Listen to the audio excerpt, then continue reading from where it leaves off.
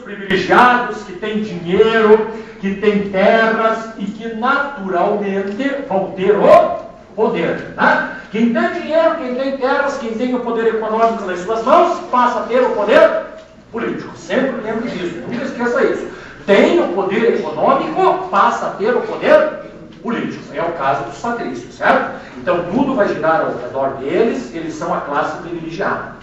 Muito bem, com o passar do tempo, começaram a chegar em Roma alguns estrangeiros. Esses estrangeiros que chegam, gente, vão ser chamados de clientes. Sabe por quê? Porque eles vão puxar o saco do patrício. Entendeu? Veja, os estrangeiros chegaram em Roma, a cidade já estava fundada, né? Eles olharam lá, escuta, quem é que manda aqui no pedaço aí?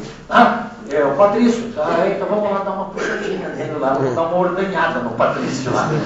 É sério, pessoal, é verdade, é verdade. Eles formaram a primeira classe de puxa-saco da história.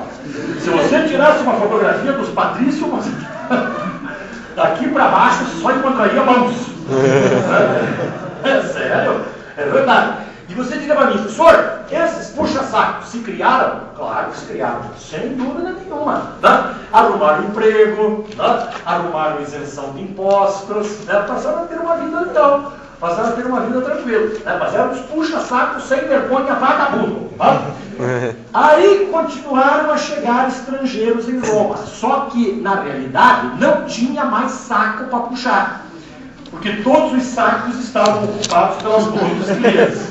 Então essa galera que chegou e não tinha mais saco para puxar, eles se estabeleceram em Roma e vão formar uma nova classe, chamada plebeus. Tá? Então os plebeus é isso, são os estrangeiros que chegam, mas como não tem mais saco para puxar, nós vamos trabalhar. Né? Vamos trabalhar como o quê? Vamos trabalhar como agricultores, vamos trabalhar como soldados no exército, né? Vamos trabalhar fazendo serviços gerais, né? Pedreiros, tal, carpinteiros. Então é mais ou menos isso.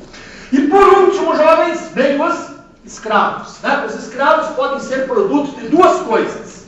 Uma, produtos de guerra. Isso, exatamente. Né? Então, geralmente são produtos de guerra. Né? Aquele pessoal que não conseguiu fugir, que não morreu na guerra, era capturado e levado como escravo. Isso era muito comum de acontecer. E o segundo produto de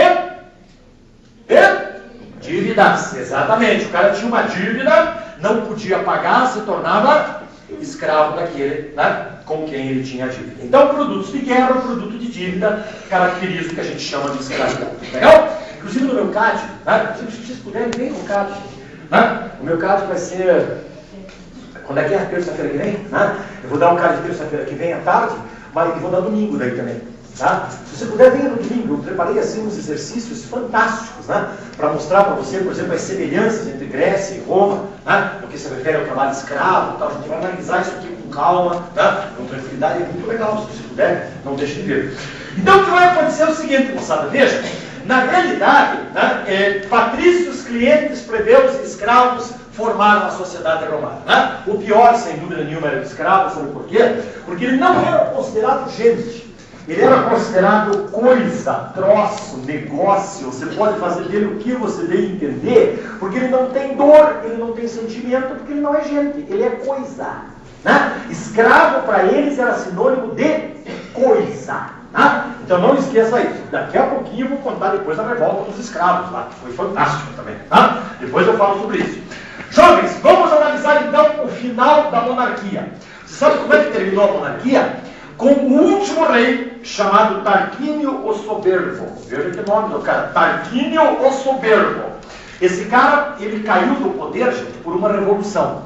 E aí existem dois fatos para tentar explicar essa revolução. O primeiro fala que o filho dele, veja, o filho dele, teria violentado uma menina, uma mocinha, que era dos patrícios, aqui ó, de uma família patrícia, nobre, tá? O filho dele foi lá e não quis nem saber, traçou a menina. O que aconteceu? Ela foi lá e contou pro pai. Tá? Aí veio a família toda lá, o teu filho, tarado, estuprador, vagabundo, maconheiro. Tá? Mas era filho do rei, né? Era filho do rei. Tá vendo como é que é? As bobagens, né? As besteiras. As grandes bobagens e grandes besteiras. Resultado, fizeram uma revolução e derrubaram o rei. Para dar apoio para esse pai, né, que teria tido a filha violentada pelo filho do Tarquínio. Pô, se foi assim, coitado do Tarquínio, né? O cara não fez nada, sobrou para ele, pô. O filho dele vagabundo que fez o troço.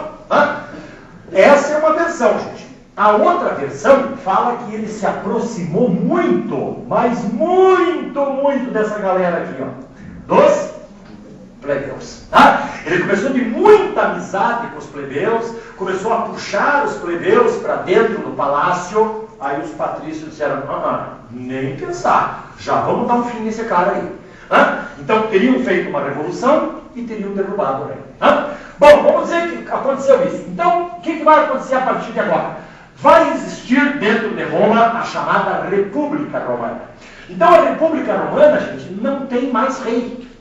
Não tem mais rei, eles derrubaram o último rei. Então o que quer dizer a palavra república? Coisa pública. É isso que quer dizer, coisa pública. Coisa pública é a república. Então a participação política vai ficar nas mãos dos patrícios. Então os patrícios são os ricos, privilegiados, eles vão ocupar o poder, eles vão ocupar os mais altos cargos, eles vão monopolizar os cargos. Você entende o que é isso, monopolizar? Só eles ocupavam os altos cargos.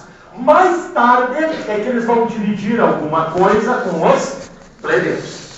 Mas no começo só os patrícios ocupam os altos cargos. Então eu vou mostrar para vocês aqui agora quais são esses altos cargos que os patrícios então vão ocupar na época da República Romana. Então veja aqui, jovens. O primeiro deles, a primeira magistratura, então eles dizem que na época da República nós temos as magistraturas. O que seriam essas magistraturas? Seriam os cargos novos. Então veja, a partir do momento que eu não tenho mais rei, eu tenho que criar cargos novos para poder administrar a cidade.